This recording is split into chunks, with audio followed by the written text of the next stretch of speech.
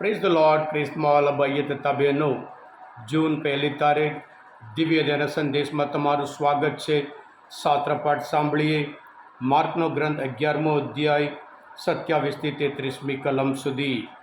આ સંદેશ સાંભળ્યા તમારા સૌ માટે અને તમારા પરિવારજનો વિશેષ પ્રાર્થના કરું છું. ક્રિસ્તમાં ભાઈએ તથા બહેનો, જૂન મહિનો શરૂ કરતા મા બાપ માટે બહુ ચિંતા હોય.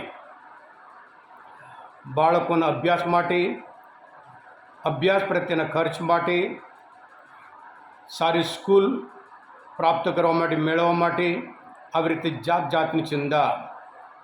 નવા મહિનામાં પ્રવેશ કરતાં આપણી સર્વ ચિંતા પ્રભુ પર નાખી દઈએ, કારણ પ્રભુ આપણી ચિંતા કરે છે.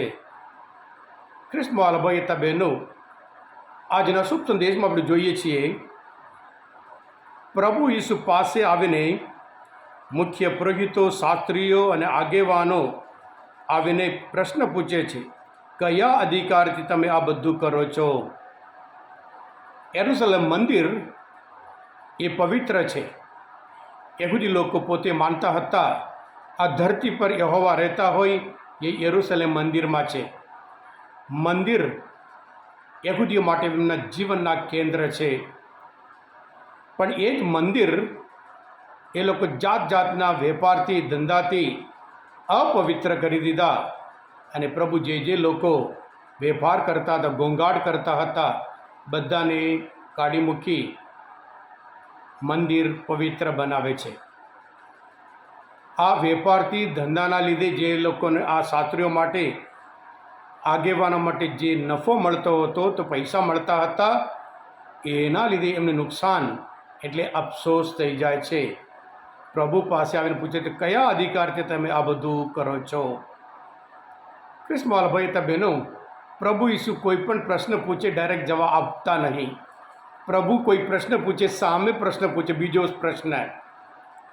એટલે પ્રભુ પણ પૂછે છે, હું તમને બીજો એક પ્રશ્ન પૂછું, કયા અધિકારથી સ્નાનસ્કાર યોહાન સ્નાનસ્કાર કરાવવાનો અધિકાર ક્યાંથી મળ્યો હતો? ઈશ્વર તરફથી કે માણસ તરફથી? મને જવાબ આપો.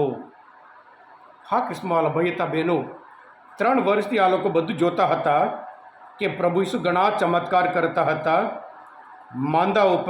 માંદગી ઉપર એમને અધિકાર હતો, અશુદ્ધ આત્મા ઉપર અધિકાર હતો, કુદરત ઉપર અધિકાર હતો, મરણ ઉપર અધિકાર હતો. મરેલાને જીવતા કરે છે, માંદાઓને સાજા કરે છે, તોફાનને શાંત પાડે છે, અશુદ્ધ આત્માને કાઢી મૂકે છે.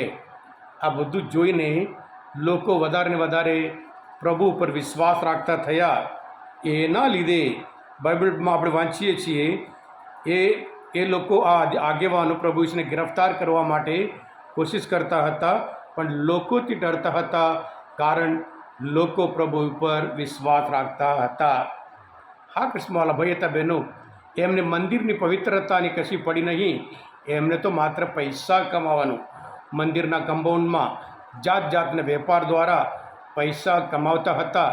જે પવિત્રતા, મંદિરમાં પ્રાર્થના કરવા, ઈશ્વર સાથે પ્રાર્થના કરવા, ઈશ્વર સાથે વાતો કરવા, ઈશ્વર સાથે સંબંધ બાંધવા, ઈશ્વર પાસે સમાધાન મેળવવા, ઈશ્વર પાસે શાંતિ મેળવવા, ઈશ્વરનો પ્રેમ સ્વીકારવા લોકો જતા હોય.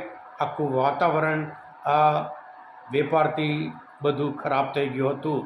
એટલે પ્રભુ ઈસુ ગુસ્સે થયા અને બધાને કાઢી મૂક્યા હતા.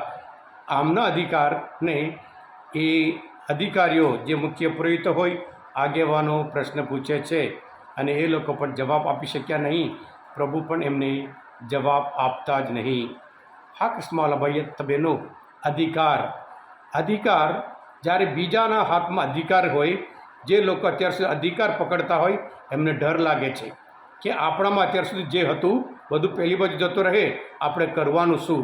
એટલે ચેલેન્જ કરે છે, પડકાર ફેંકે છે, તમને આ અધિકાર ક્યાંથી?